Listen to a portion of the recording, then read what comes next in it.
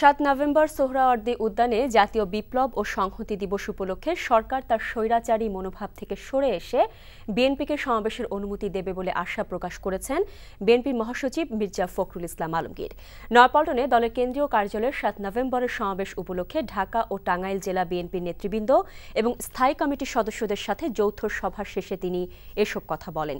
মির্জা ফখরুল বলেন, সমাবেশের জন্য যথাযথ কর্তৃপক্ষের কাছে অনুমতি চাওয়া হয়েছে। বিএনপি আশা করছে সমাবেশকে কেন্দ্র করে ঢাকা সহ দেশব্যাপী বিএনপির কর্মসূচিতে সরকারের পক্ষ থেকে কোনো বাধা আসবে না।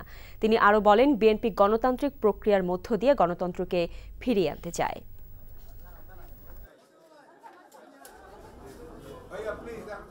আওয়ামী লীগের কয়েকজন নেতা তারা বিভিন্ন বক্তব্যের মধ্য দিয়ে যে কথাগুলো বলেছেন তাতে এটাই প্রমাণিত হয় যে দুর্ভাগ্যজনকভাবে তাদের ভাষা হচ্ছে স্বৈরাচারী ভাষা এবং তারা একদলীয় দৃষ্টিভঙ্গিতেই তারা এখনও রাজনীতিকে দেখছেন। কারণ অনুমতি নেই আমরা সরকারের কাছ থেকে।